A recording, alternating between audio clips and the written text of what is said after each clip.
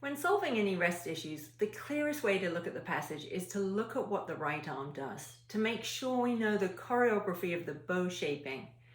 Then we'll need to know precisely what the left arm's doing, where it's going, what intervals it's playing, the timing, is it leaping into another position, etc. Once we're clear on each arm, then we need to understand the coordination of both together. Both arms have the two options of leaping directly over to the next note or completing the movement by leaping into the silence and then leaping out again. Very often, the two arms do the same thing, but not always. The left arm may leap into a new position while the bow plays exactly where it just finished, or vice versa. We might find that we need to be in a different part of the bow, but the left arm might simply be playing a note right next door or the same note.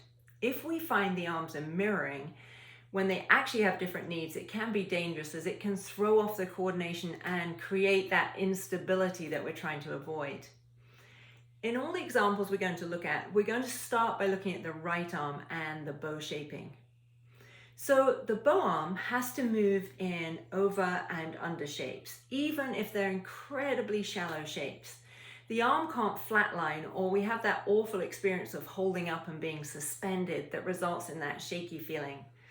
So sometimes the bow shape on a note or group of notes will simply connect the bow shape to the next note and can therefore wire us straight across. But if we need to get to a different part of the bow, or we have to wait longer, we actually need to know the shaping to get to that new place.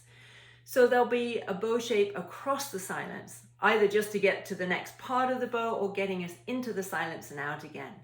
In every case, it's absolutely essential that the arm has that feeling of completing the bow shape and gently resting down during the silence. If a movement feels unfinished, then there can't be any resting. Just before we get into the first example, let's be clear about how to think about the bow arm leaping into the silence and out again. It feels like there's an imaginary pillar next to us and the arm leaps gently onto it and rests down. It can wait as long as is needed and then spring back off the pillar to the next note. When we really feel that pillar, we can really be there all day. So in this first example by Berlioz, from the second violin part in Romeo and Juliet, we can start looking at the two options of leaping directly over to the next note or leaping into the silence, with that precise exit point back out again to start the next note. Let's talk through the logic of the bow shaping. If you are required to play in a different part of the bow, you may have to adjust the bow shaping. Equally, if you are using different fingerings and it might change the string crossings, you might have to adjust the bow shaping too. But based on the fingerings that are in there, let's have a look at what that bow shaping would be like.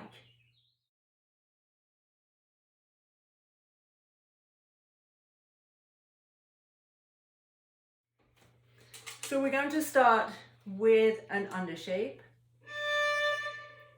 and then an overshape. The little fermata is another overshape which changes playing. Undershape here, two overshapes on the up. Another overshape during the fermata that will bring us to the long note. Undershape here, and then overshape as we have a string crossing. Another overshape which brings the bow back. Undershape here. Overshape.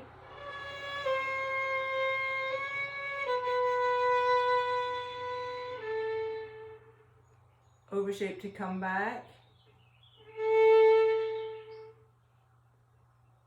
Undershape on that down bow. Overshape, which brings us to the pizzicato.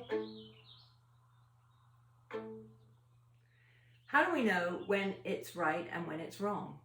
When the body feels up or hovering, floating, suspended, we know it's wrong. We're not designed to do any of those things. We can create sounds that communicate such things, but not by imitating those feelings in the playing apparatus. We need to feel down, and are down all day and all night in our activities. Any up motion that we have is a result of that down. This doesn't mean collapsed or floppy, wobbly, but stable and present to the surface we're engaged with. We stand down on the floor, we sit down on a chair, the bow rests down on the strings. So let's see what it means to be directly over a note rather than on a note. Waiting directly over a note means being in such close proximity, just shy of actually playing it, that there's already a profound connection with the note. This gives the bow arm the stability to wait and play the note with the tone necessary for musical expression. Once the bow arm is directly over the note, the only tiny remaining movement is to actually complete it in the final moment of playing. There's a crucial distinction between being over a note and being on a note. Understanding this and being able to leap to the over and then time the on as desired is what enables us to obey the body's need for a specific timing in a leap, but also meet the music's demands for a particular type of sound. Let's look at the Berlioz again with this in mind. So I'm going to move as close as possible so that the bow is visible, and then we'll look at the left arm. So in the first note, I am right over this B, not engaging the string, but actually enough over that string to feel settled in the arm. So there's no hovering. Here's the over. So I'm a shade above the string, but again with enough feeling of that down to be able to wait comfortably. Same thing here. I'm able to get over the E, straight over the D, but not actually on it. Now for the left arm, it's actually the exact same idea. So we've got straight over the B. So the finger has contact with the string, but isn't on the point of sound. Over the string, over the string. So everything is stable here. Over the string, over the string, over the string.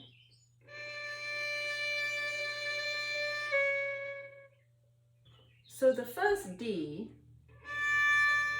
is going to leap directly over the B. There's the leap. And directly over the E. So those moments are actually very fast.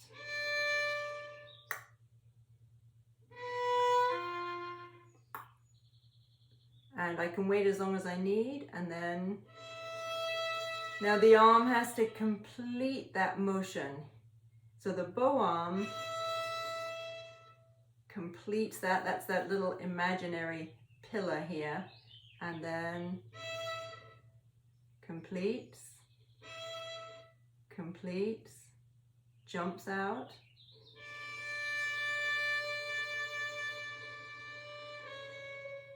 completes,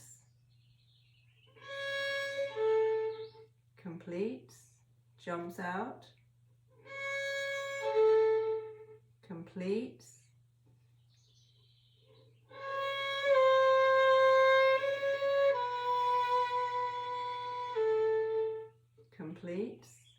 jumps out, completes, jumps out.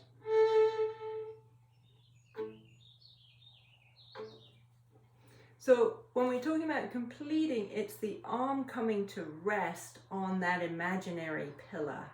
What we can't do is up in the air, and then if the bow will splutter and then be suspended. So every movement is complete. Straight over the B, straight over the E. What's nice about that little first beginning is how fast the little leaps are. Even though the music's traveling very slowly, There's the arm complete.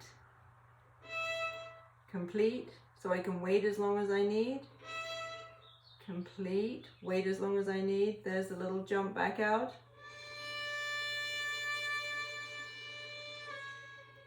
Complete. Complete. Complete.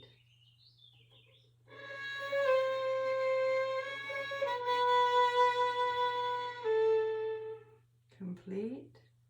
And complete. Or a down bow. Complete. Up bow. Straight to the pizzicato. In the next example from the Brahms A major sonata, it enables us to actually explore in a very clear way how the bow enters and exits from silence.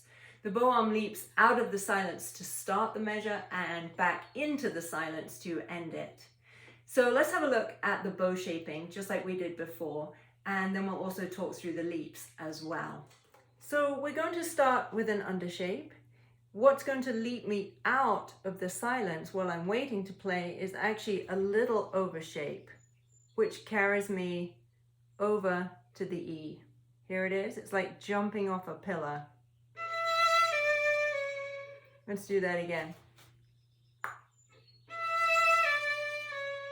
Again, that resting is totally comfortable and can be as long as is necessary. And then the motion to get to the string is pretty fast. So once I play that undershape, it can be whatever it wants, but the motion to get over it is quick.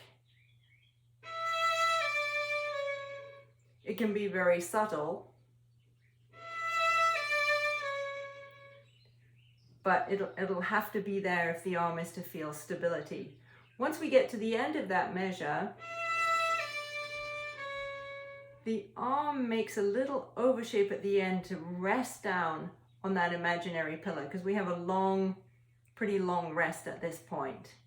Then the arm is going to use that pillar to get back out again and get over the C sharp. Overshape, another over. Under here. Over here. Over. Here's the imaginary pillar again.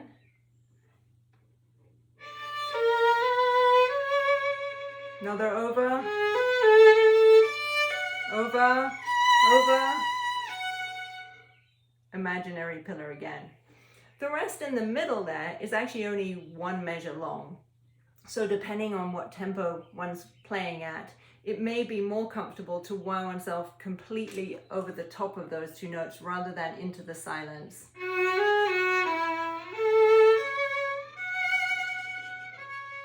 That would take us straight to here.